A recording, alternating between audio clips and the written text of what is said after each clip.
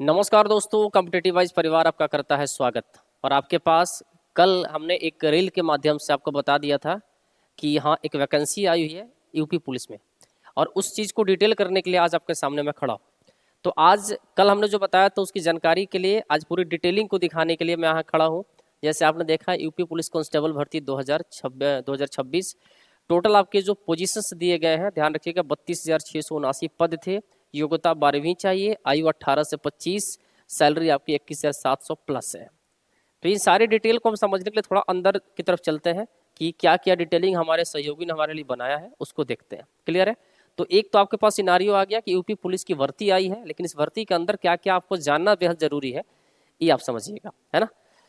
चलिए सबसे पहले जानकारी हम देते हैं कि किस किस पोस्ट की वैकेंसी आपके पास है। जैसे आपको मैंने बताया कि टोटल वैकेंसी जो आपके पास है वो है 32,679 पोस्ट के लिए, लेकिन ये जो वैकेंसी निकली हुई है ये अलग अलग पोस्ट के लिए वैकेंसी निकली हुई है। इसमें भी देखिएगा, जनरल के लिए है, ईडब्ल्यूएस के लिए पोस्ट अलग से है, ओबीसी के लिए अलग से है, एससी एसटी के लिए अलग से है। टोटल फिर आपको करके दिखाया गया। जैसे कांस्टेबल सिविल पुलिस, नॉर्मल जो पुलिस हमारी होती है, अलग अलग डिपार्टमेंट होते हैं, उसमें आपकी भर्तियां होती हैं।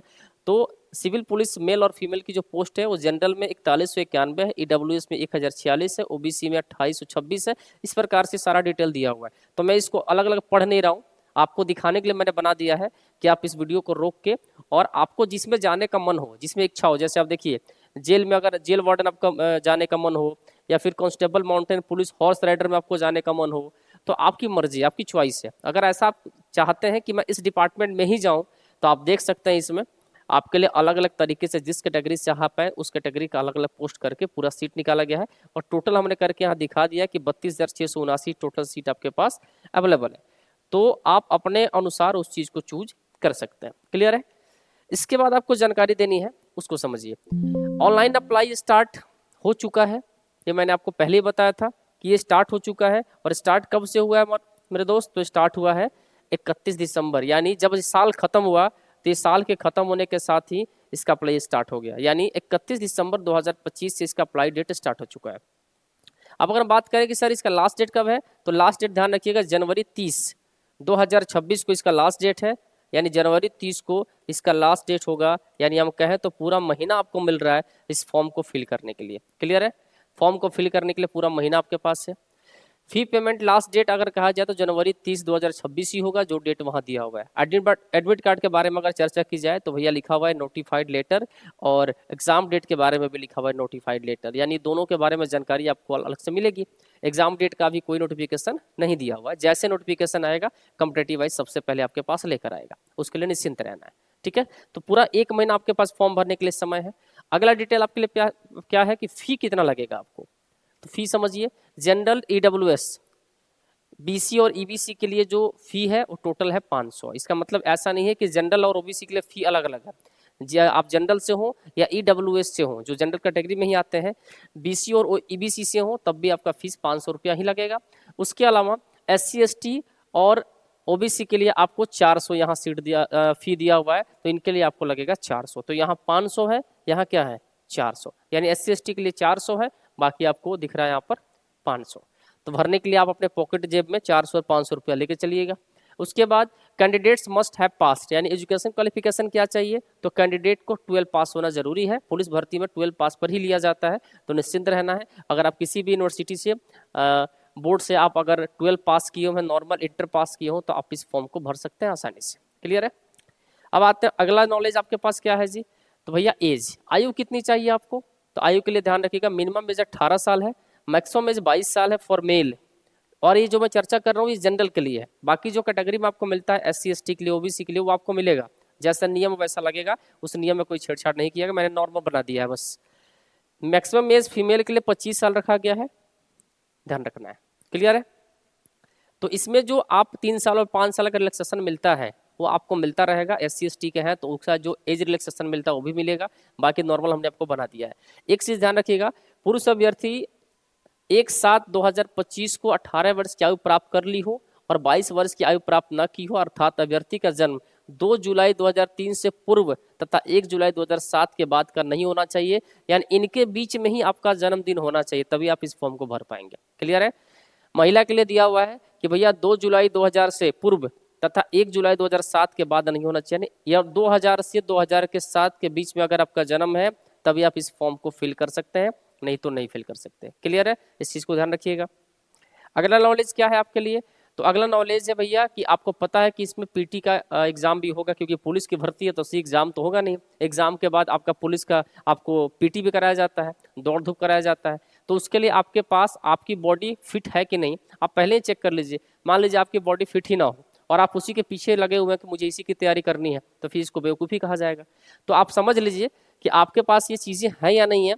जैसे मैं कहूँ कि जनरल ओबीसी एससी के लिए हाइट जो है 168 सेंटीमीटर चाहिए, और एसटी के लिए जो हाइट चाहिए वो 160 सेंटीमीटर चाहिए, यानी कैटेगरी में यहाँ 8 सेंटीमीटर का अंतर हो रहा है हाइट में। चेस्ट की बात करें तो 79 से लेकर 84 यानी 79 to 84 सीएम आपको चाहिए चेस्ट। किसके लिए जी, जनरल ओबीसी और एससी के लिए। एसटी है तो भैया 77 से 82 सीएम भी आपका चेस्ट होगा तो आपका काम चल जाएगा। क्लियर है।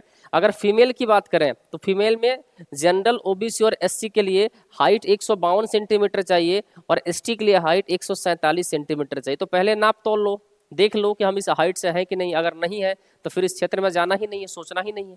अच्छा, वेट की अगर बात करें तो वेट में ध्यान रखना 40 केजी वेट चाहिए आपको जनरल ओबीसी और एससी के लिए, और एसटी के लिए जो चाहिए वो 40 केजी चाहिए। दोनों के लिए आपको वेट जो है वो समान होना चाहिए, तो इसके लिए टेंशन नहीं है। आप अपने वेट को थोड़ा सा आगे पीछे कर भी सकते हैं। तो आप एक बार अगर फीमेल है तो आप वेट कर लीजिएगा कि मेरा 40 मिनिमम हो रहा है कि नहीं हो रहा है। अगर नहीं हो रहा है तो आप खाइए पीजिए, और ज़्यादा है तो कम कीजिए, लेकिन मिनिमम एज जो वेट जो दिया है वो 40 आपका चाहिए।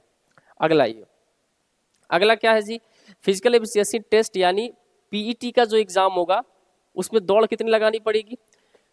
तो मेल के लिए 4.8 किलोमीटर अर्थात 5 किलोमीटर के आसपास आपको दौड़ लगानी है। समय आपको मिलेगा 25 मिनट, बहुत समय होता है। पैरामिलिट्री फोर्स के लिए भी लगभग यही आपका होता है पीटी।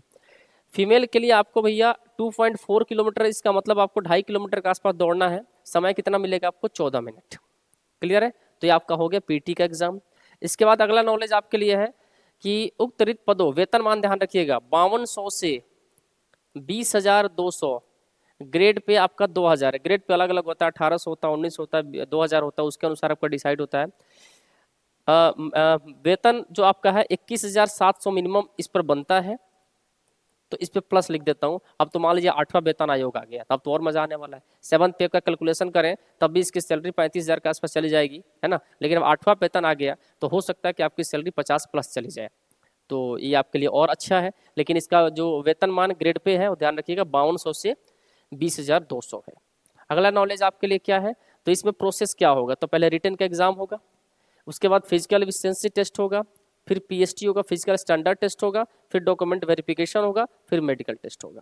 क्लियर, इतना प्रोसेस आपको फॉलो करके तब आप यूपी में पुलिस बन सकते हैं। अगर है कि सिलेबस क्या क्या है पढ़ने के लिए, सबसे पहले एग्जाम होगा तो एग्जाम का सिलेबस क्या क्या है आपको, तो ध्यान रखिएगा सामान्य ज्ञान, सामान्य हिंदी, संख्यात्मक एवं मानसिक योग्यता यानी मैथ और रीजनिंग, इसमें आपसे पूछा जाएगा। इस सब मिला के आपसे 150 क्वेश्चन पूछे जाएंगे, 300 अंकों के पूछे जाएंगे। तो इतना नॉलेज आपको एक पुलिस बनने के लिए चाहिए। तो यूपी पुलिस कांस्टेबल की भर्ती अगर आपको फॉर्म भरना है तो ये सारी जानकारियां जो मैंने अपने पीछे बताई हैं इसको ध्यान रखिएगा। हर एक एक जानकारी को सबसे पहला जरूरी है अपने बॉडी को चेक करिए कि मेरा बॉडी इसके डिमांड के अकॉर्डिंग फिट बैठ रहा है कि नहीं बैठ रहा है, क्योंकि बॉडी फिट होगा तभी आप पुलिस में जा सकते हैं। और उसके बाद आप चलिए एग्जाम, क्योंकि पढ़ना भी जरूरी है। पहले होता था कि आप ऐसे ही काम चल जाता था, अब जितने जरूरी आपकी पढ़ाई है उतनी जरूरी आपकी बॉडी भी है। दोनों का तालमेल बैठना चाहिए तभी आप पुलिस बन सकते हैं। तो चलिए फिर नए अपडेट के साथ नए वीडियो लेकर आएंगे आपके पास। तब तक हंसते रहिए, मुस्कुराते रहिए, जुड़े रहिए कॉम्पिटिटिव वाइज परिवार के साथ। Thank you so much.